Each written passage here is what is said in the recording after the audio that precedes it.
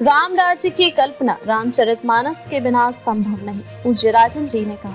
पूज्य श्री प्रेमभूषण जी महाराज के कृपा पात्र अंतर्राष्ट्रीय ख्याति प्राप्त श्री राम कथा वाचक पूज्य राजन जी महाराज के व्यासत्व में धर्म जाति प्रचार सेवा संस्थान द्वारा भाईंदर की धरा पर पहली बार 9 दिवसीय दिव्य श्री राम कथा के प्रथम सत्र में पूज्य राजन महाराजन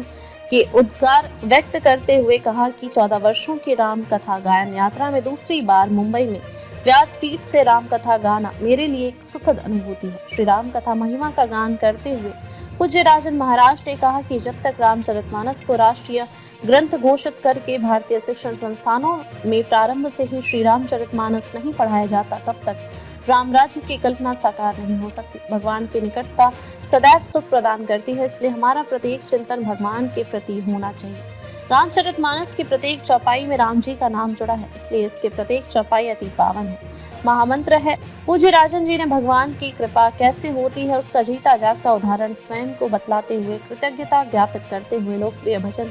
मुझे कौन पूछता था तेरी बंदगी से पहले सुनाकर भाव विभोर कर दिया। पूज्य राजन जी महाराज ने जीवन में सत्कर्म के महात्म्य को समझाने के लिए अपने श्रीमुख से लोकप्रिय भजन अब न बनी तो अब न बनेगी सुनाकर उपस्थित श्रोताओं को सचेत करके तथा कथा को विस्तार देते हुए पूज्य श्री प्रेमभूषण जी महाराज का लोकप्रिय भजन जय जय राम कथा जय श्री राम कथा जैसे ही प्रस्तुत किया सुनकर हर आयु वर्ग का श्रोता थिरकने झूमने लगा। मानस का सरल प्रेम सूत्र प्रदान करते हुए राजन महाराज ने कहा कि जीवन की व्यथा का निदान केवल कथा कर सकती है। यह राम कथा जीवन के समस्त रोगों की संजीवनी है। भाईंदर पूर्व जयसल पार्क चौपाटी पर स्थित बालाजी ग्राउंड में चल रही कथा में श्रद्धालुओं का सैलाब उमड़ पड़ा।